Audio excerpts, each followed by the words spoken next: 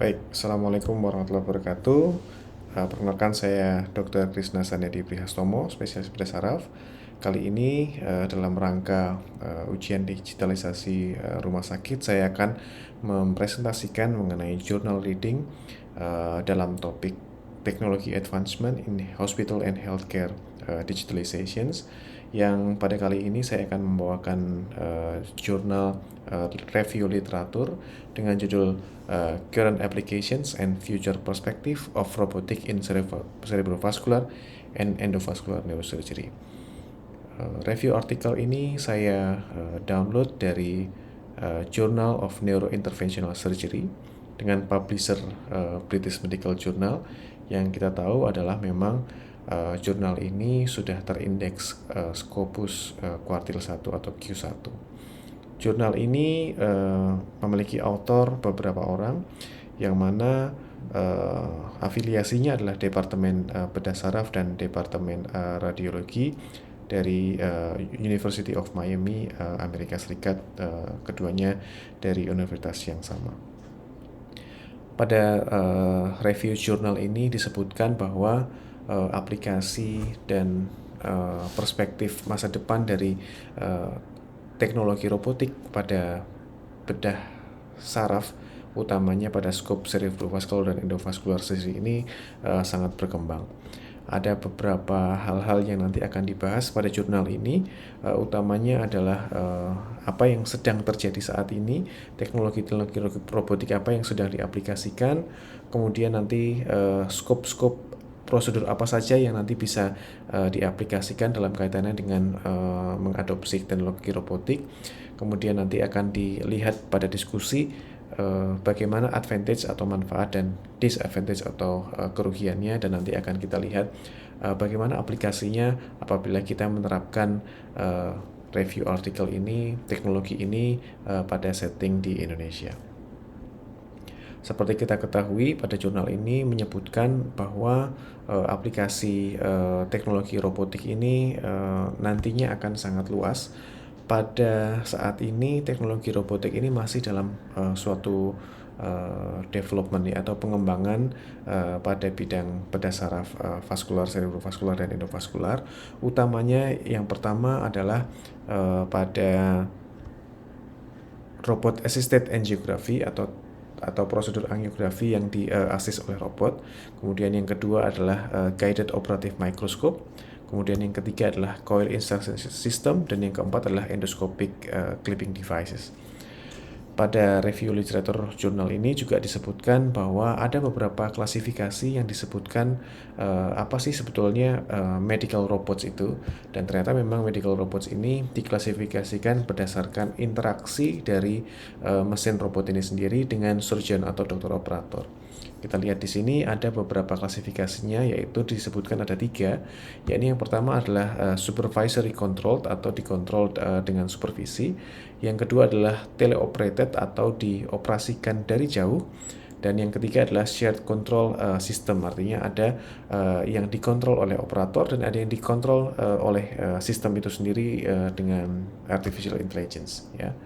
Dan pada jurnal ini juga menyebutkan setidaknya ada 5 penelitian terdahulu yang memang meneliti mengenai robotik teknologi pada bidang bedah saraf cerebrovascular dan neuroendovascular neurosurgery. Dan memang pada jurnal-jurnal yang terdahulu bisa dilihat pada tabel ini ada 5 jurnal dengan tipe clinical study, experimental study yang menyebutkan beberapa teknologi yang sudah berkembang. Dari teknologi-teknologi itu seperti yang tadi sudah dijelaskan, ada robotic angiography, coil insertion, kemudian guided atau navigating microscope pada pembedahan terbuka, dan juga pada endoscope assisted pada pembedahan terbuka. Ada beberapa pro atau hal-hal yang bisa mendukung manfaat apa yang bisa diambil dari teknologi robotik ini, dan juga ada beberapa kontra, ya. Bisa lihat kita lihat pada tabel. Kemudian di jurnal ini juga dijelaskan mengenai bagaimana sih mendevelop atau mengembangkan cerebrovascular dan neuroendovascular teknologi robotik ini supaya bisa diaplikasikan pada center mereka. Jadi seperti yang tadi kami katakan sebelumnya, ada 4 prosedur yang bisa dilakukan dengan mengaplikasikan teknologi robotik. Yang pertama adalah prosedur cerebral angiography, ya, yang teknologi robotik saat ini memang sudah banyak pada negara-negara maju, di mana memang sangat presisi pada aplikasi robotik dengan prosedur angiografi ini, dan di mana bahkan dokter bedahnya tidak perlu melakukan sentuhan langsung ke pasien karena semuanya dikontrol oleh robot. Kemudian yang kedua adalah robot assisted operating microscope. Di sini disebutkan kata kuncinya memang assistednya. Ini artinya apa? Artinya robot assisted ini masih tetap disupervisi oleh surgeon itu sendiri, tetapi ada sistem di dalamnya yang membantu mengarahkan menuju ke target penyakit atau disease yang nanti akan dilakukan tindakan. Kemudian yang ketiga adalah mechanical coil insertion system. Sistem memasukkan koil atau kumparan platinum yang digunakan untuk menyembuhkan penyakit aneurisma otak, yang mana ini juga suatu pengembangan dari robotik angiografi di sini, ya. Kemudian yang terakhir adalah endoscopic surgical clipping, di mana di sini ada teknologi endoskopi yang mana kita memasukkan kamera kecil menuju ke dalam rongga otak untuk bisa melakukan tindakan yang disebut sebagai clipping atau membuntu pembuluh darah yang tidak normal. Keempat prosedur ini saat ini sangat berkembang, terutama pada negara-negara maju, ya. Kemudian disebutkan pula ada beberapa sistem-sistem robotik yang sudah established, ya, utamanya pada bidang kardiak atau intervensi jantung dan bidang perifer. Beberapa robotik sistem ini seperti disebutkan di sini ada 5 robotik sistem yang diaplikasikan awalnya di kardiak dan periferal, tapi kemudian dikembangkan untuk diaplikasikan pada pembedahan otak, cerebrovaskular dan endovaskular.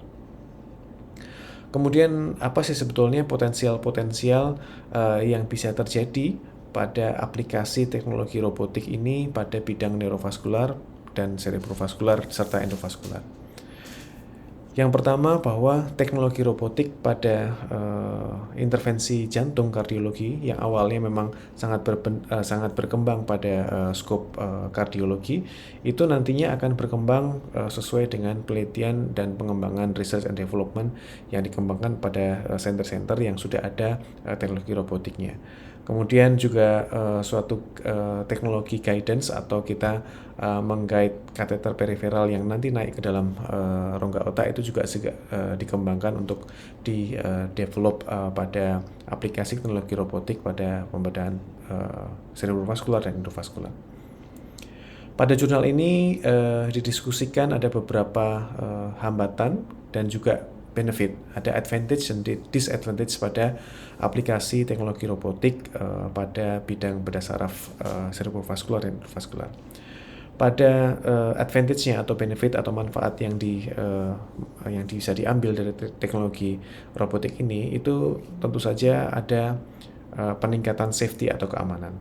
Dan menariknya pada tulisan ini disebutkan bahwa safety ini bisa dilihat dari 2 sisi. Yang pertama adalah safety pada pasien, dan yang kedua adalah safety pada dokter operator pembedahannya itu sendiri. Ya. Kemudian pada disadvantage atau kerugian yang diakibatkan dari teknologi robotik yang diaplikasikan pada skop ini adalah, yang pertama dan yang utama adalah cost.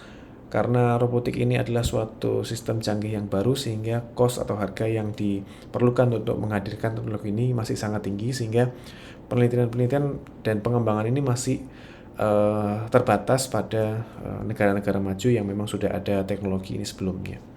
Kemudian yang berikutnya ada kekhawatiran bahwa teknologi bisa terdapat error di dalamnya, ya. Dan robotik ini sangat bergantung pada teknologi tersebut.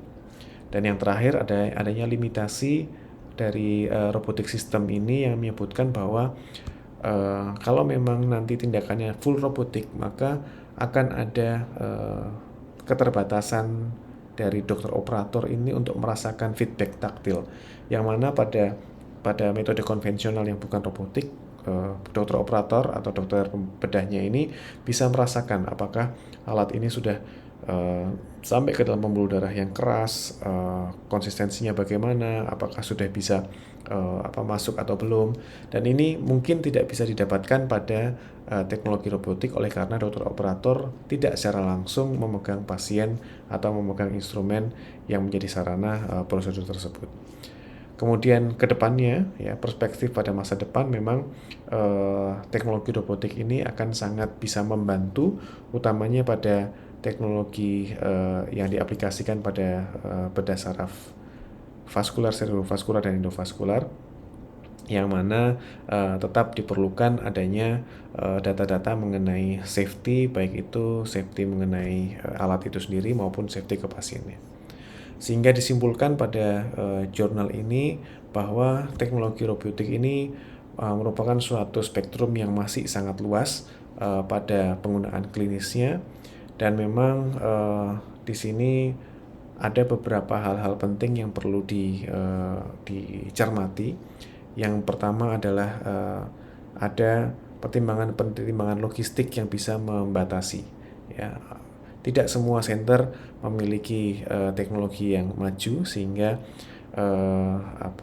belum adanya standar yang sama dari tiap-tiap center ini.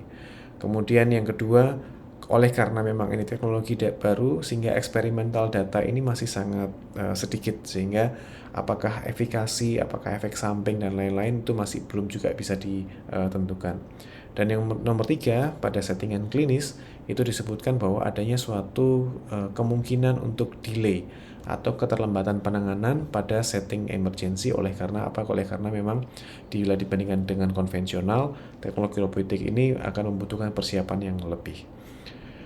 Akan tetapi memang pengembangan dari teknik operasi, pengembangan dari teknologi nantinya akan sangat membantu, dan harapannya beberapa prosedur-prosedur tadi yang sudah disebutkan yang dibantu oleh robotik dan teknologi itu nantinya akan memiliki data-data yang lebih lengkap di masa depan, oleh karena akan banyak penelitian untuk mendukung itu, dan harapannya tetap akan meningkatkan kualitas dari layanan pasien. Jurnal ini apabila kita kulik dan apabila kita aplikasikan di setting Indonesia, maka kita memang perlu memperhatikan beberapa hal. Yang pertama, di negara maju sendiri ini sudah dideklar bahwa robotic surgery ini adalah suatu layanan teknologi yang mahal, yang high cost. Sehingga kalau kita aplikasikan di Indonesia, ini juga mungkin akan semakin tinggi costnya. Oleh karena apa? Oleh karena memang teknologi robotik ini belum bisa dibuat di dalam negeri, sehingga menghadirkan teknologi ini ke dalam negeri akan sangat membutuhkan investasi yang tinggi. Kemudian yang kedua, bahwa memang teknologi robotik ini tadi kalau kita lihat salah satunya tipenya adalah teleoperated atau dioperasikan dari jarak jauh. Kalau kita lihat setting di negara Indonesia, ini akan sangat membantu oleh karena memang banyak daerah-daerah Indonesia yang sangat terpencil dan jauh dari pusat kota.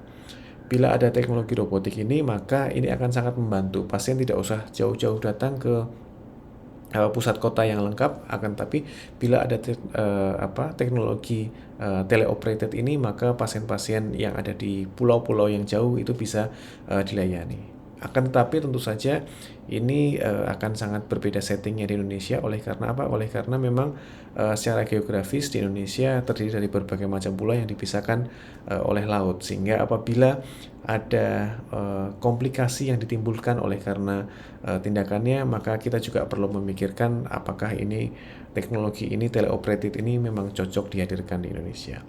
Sehingga harapannya memang data mengenai aplikasi teknologi robotik dan teknologi advance pada pembedahan vaskular dan endovaskular ini akan semakin lengkap datanya, sehingga memang di masa depan kita mengarah ke sana. Akan tapi memang perbaikan-perbaikan basic neurosurgery ini memang diperlukan di Indonesia. Demikian presentasi jurnal kali ini, mudah-mudahan bermanfaat. Kurang lebihnya mohon maaf. Assalamualaikum warahmatullahi wabarakatuh.